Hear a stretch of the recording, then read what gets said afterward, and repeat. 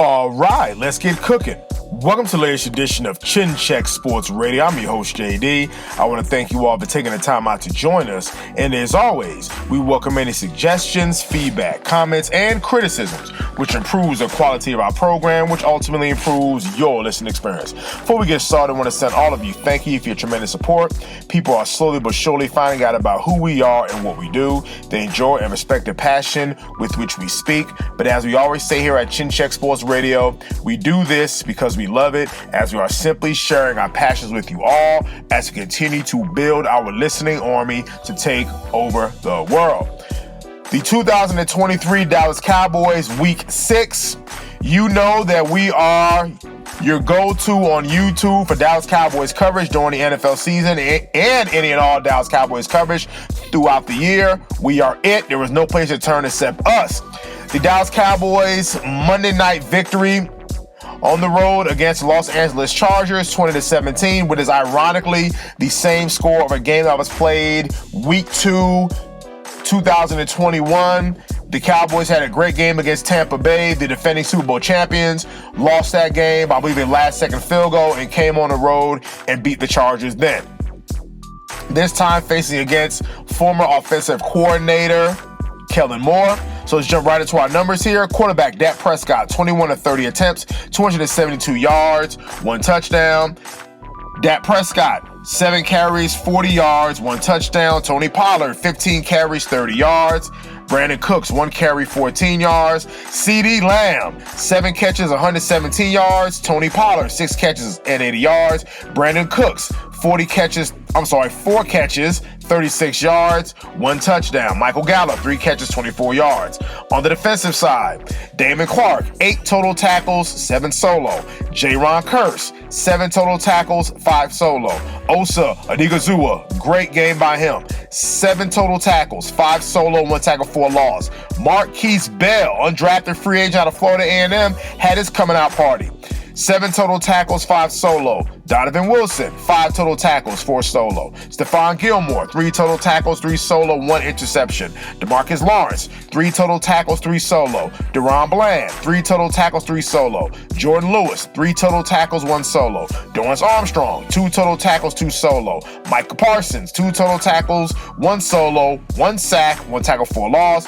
Big boy Jonathan Hankins, 1 total tackle, 1 solo. The Cowboys going into this game opened up with a horrid drive to start the game. You saw the Chargers take the opening possession, and they pretty much seem to be opening up the playbook on the Cowboys. Drove it right down the field. Cowboys answered back with a drive, which is the Dak Prescott run, I believe about 18 to 19-yard run, which tied the game. The Cowboys then got a field goal right before the first half. Definitely another goof when they decided to go for it on fourth down, and they didn't get it. And again, the defense played well. So again, you know, at Chin Check Sports Radio, we don't gloss over wins, nor do we overreact to losses. So this was definitely a good win for the Cowboys. Again, the Cowboys are now 4-2 going into the bye week. But if you want to take some strengths of this game, it did show a bit of grit and determination.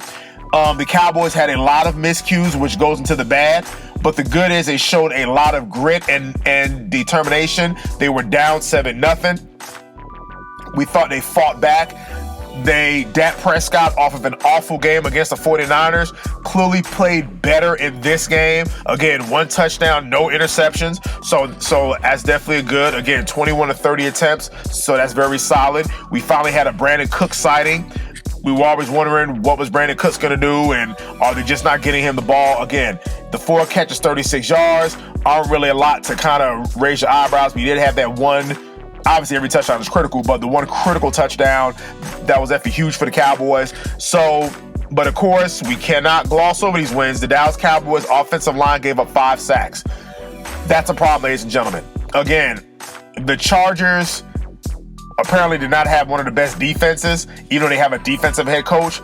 But my issue with the 5 sacks is that the Cowboys defense, that's supposed to be their strength, especially their defensive line and their pass rush, was only able to muster up 1 sack.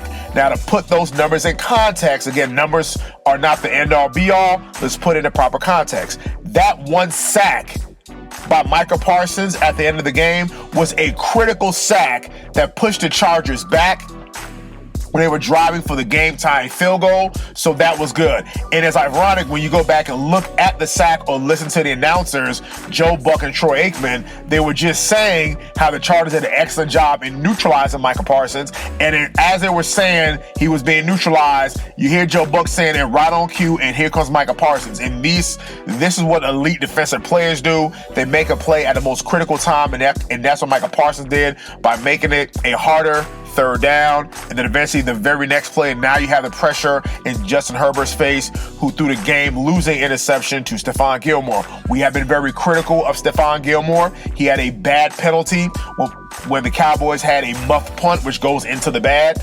They had a muff punt, which really was the wide receiver getting blocked into Devontae Turpin.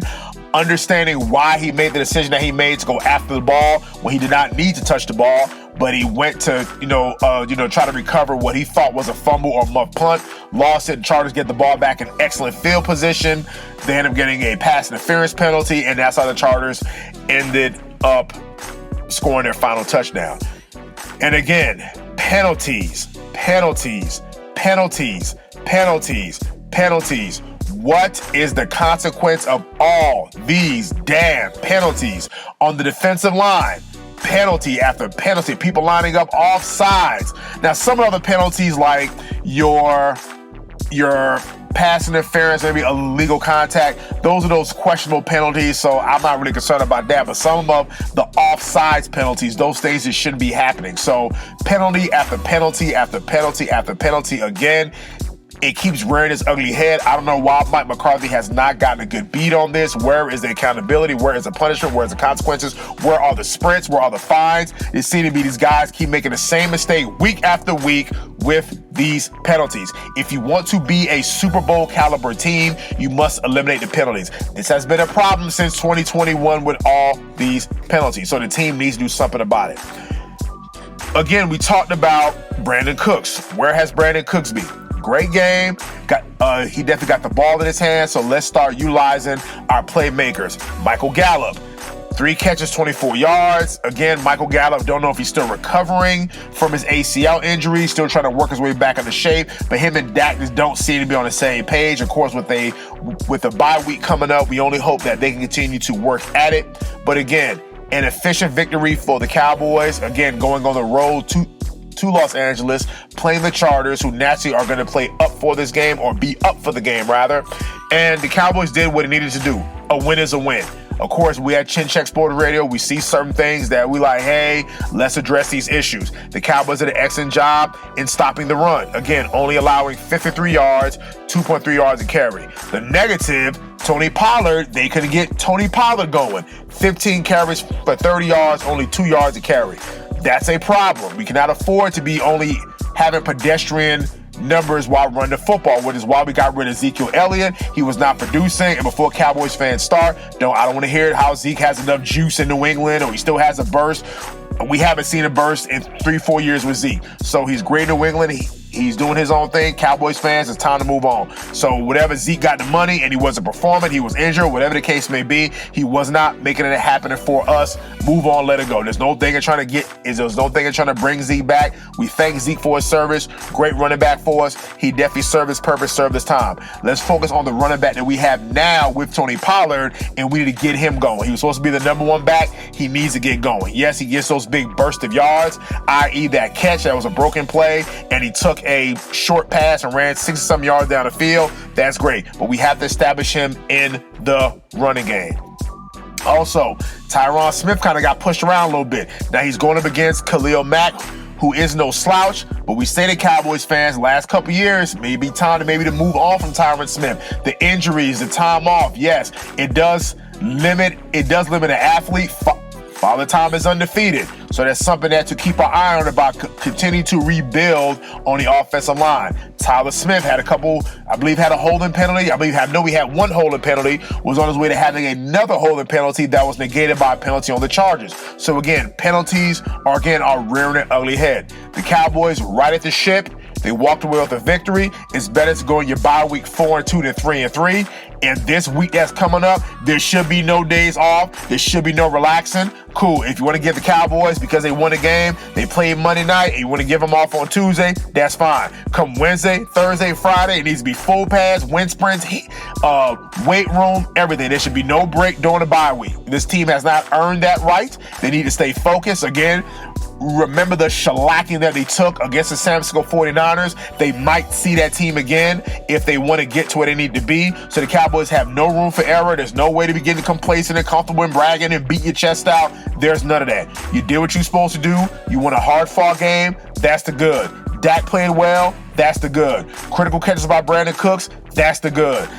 Obviously, so far this season, one CeeDee Lamb had his best game of the season. That's the good. So we're going to take our good with it. But again, we also talked about it bad, which is why we don't gloss over wins. So again, excellent job by the Cowboys. 4-2, week 6, going into the bye week, and they'll be playing at home against Los Angeles Rams. That is not going to be a bye week, where the Rams now have started to find a little bit of mojo again. So again, a great Cowboys. This Chin Check Radio signing out. Until the next time.